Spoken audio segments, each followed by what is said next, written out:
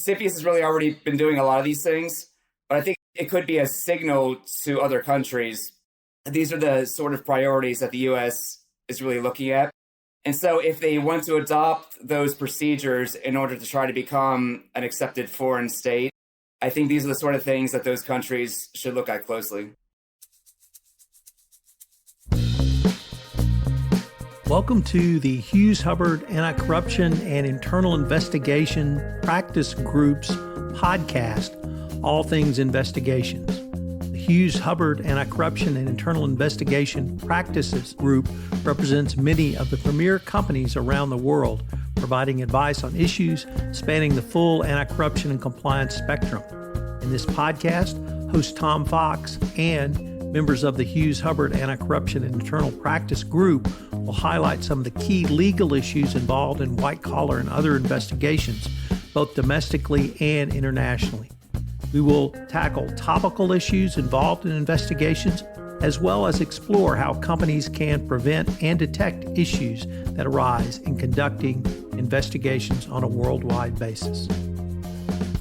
Hello, everyone. This is Tom Fox back for another episode, and I'm thrilled to have back with me Tyler Grove from Hughes Hubbard. And we are going to go into the weeds today because we're going to talk about Executive Order 14083 relating to Siphius. And if you don't think that applies to you, Tyler is going to explain or disabuse you of that. But more importantly, we're going to talk about Siphius and hopefully not simply for the Siphius practitioner out there, but I think the greater compliance professional needs to understand what Siphius is and be ready to respond to support someone like Tyler who may be required or called upon to help in a Siphius request. So with that incredibly long-winded introduction, Tyler, first of all, welcome back. Great. Thanks, Tom. Happy to be here. So we have this executive order. Can you tell us the genesis of it and what it entails? Sure. I think the executive order is really formalizing some of the things that Siphius has been doing over the past few years. In a way, it really doesn't really change the way that the committee approaches its review process, but it formalizes and in some ways gives the full force of the executive branch behind these priority review objectives. So there are several new factors listed, but as you indicated, these were informally considered by the committee. So could you go through each factor that's now a formal part of a Siphius review and really tell us a little bit about what each one will detail or what you and your colleagues have been doing all along for the committee's informal requests? Yeah, of course. The first factor goes to the supply chain resilience.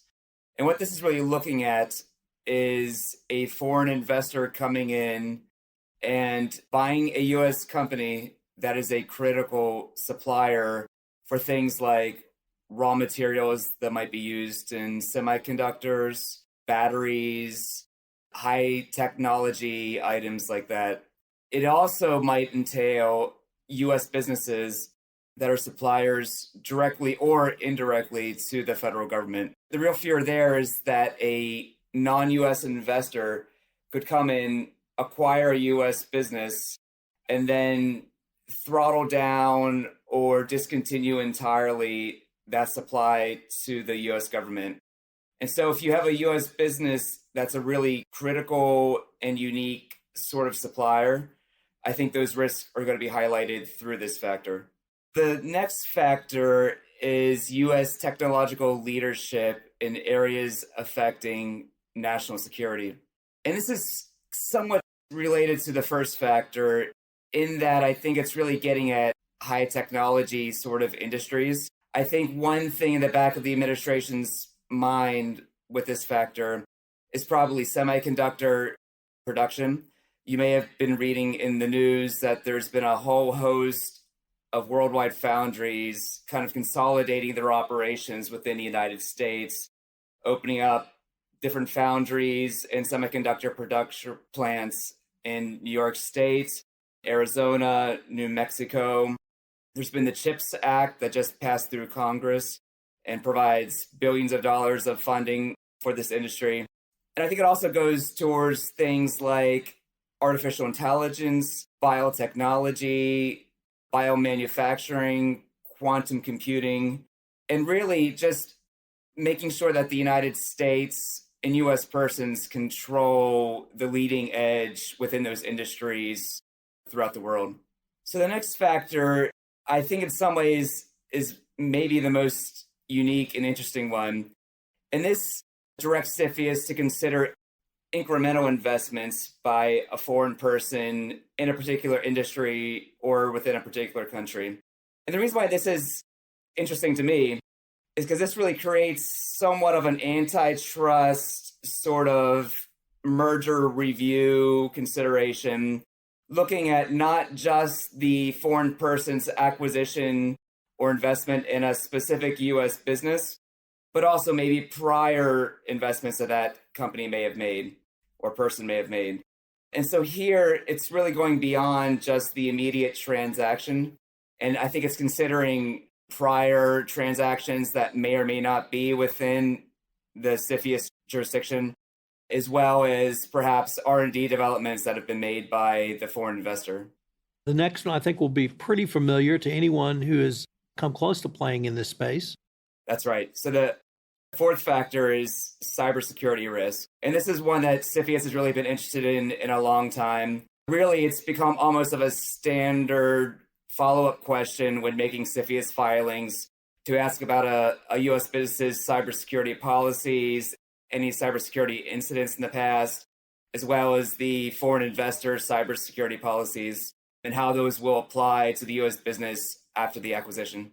The fifth and final factor goes perhaps in a different direction, although I see ties to the first four factors. But what's the fifth factor and what do you see as its significance? So the fifth factor is risk to U.S. persons' sensitive data. This is a bit interesting as well because considerations over the sensitive data of U.S. persons is already somewhat baked into the regulations in the concept of a TID U.S. business, which is a U.S. business that has, among other things, sensitive data of U.S. persons. It's a very highly technically defined term under the regulations.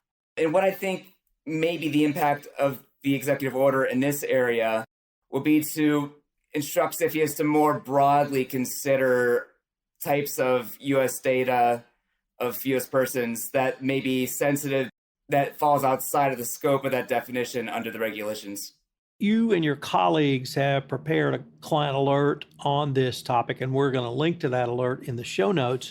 But one of the interesting lessons you draw is something around something called accepted foreign state. Could you explain what that term means within the context of Siphius, and then how the U.S. government uses that, or why the U.S. government finds it so significant? Sure. So this is a regime under the regulations that accepts certain non-U.S. states from the mandatory filing requirement. So some Siphius covered transactions actually now require the investors to make a filing with Siphius. And if the investors fail to do that, they could pay a penalty that's quite substantial, up to the full value of the transaction. Siphius, to kind of give a break to our allies in other countries that have made similar investment review mechanisms, has created this concept of an accepted foreign state. Right now, it only includes the Five Eyes allies, so Canada, Australia, the UK, and New Zealand. But there has been some talk of expanding that to other countries that have adopted Siphius-like foreign review procedures in the recent years. Japan comes to mind. I believe Germany has also adopted very similar procedures. And so I think with this order, one reason why it's significant is because Siphius has really already been doing a lot of these things, but I think it could be a signal to other countries. These are the sort of priorities that the U.S. is really looking at. And so if they want to adopt those procedures in order to try to become an accepted foreign state, I think these are the sort of things that those countries should look at closely. Let's move perhaps to a broader context. And as you know, many of the listeners to this podcast are compliance professionals. In December of 2021, the Biden administration elevated anti-corruption to a national security issue. Obviously, we had the Russian invasion of Ukraine in February of 2022, putting even more pressure on supply chains.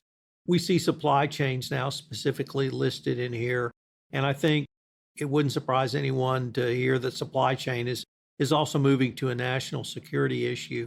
What I see in this, coupled with also changes in obviously export control and trade sanctions from the Biden administration, is a much more robust approach by this administration, but also a more holistic approach around issues, business issues that you and I might not have considered national security issues in the past. It's a very long-winded way of introducing a topic. Do you see this as the administration taking a bit more of a holistic approach around multiple issues as well? Yeah, and I think in a lot of ways, Siphius has really been a flexible tool for the administration to apply its foreign policy. I mean, as you may know, Siphius's whole purpose is to address so-called national security concerns in investments by foreign persons. But the term national security isn't even defined under the regulations. And so it really gives the administration a lot of flexibility to determine what actually constitutes a national security risk or threat. And so I think with COVID, especially, supply chain concerns have really come to the forefront. It's really opened up the eyes of a lot of people to understand that we need to be able to secure and trust our suppliers for critical items that are coming into the United States.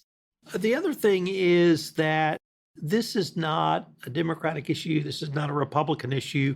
This is now two consecutive administrations from very different ends of the political spectrum, but becoming very much more robust around Siphius and a wide variety of other trade and economic issues. And it just strikes me that there's a recognition, as you said, of the need for supply chain. And I don't think it would surprise anyone around a need for cybersecurity or sensitive data as well. But now we see that enshrined, and I see that as a positive step from this administration communicating to the business community. These are the things that concern us. Is that a fair assessment from your perspective? Yeah, I think so. A lot of U.S. businesses are looking for investment and maybe coming within the jurisdiction of Siphius and may have to go under a Siphius review.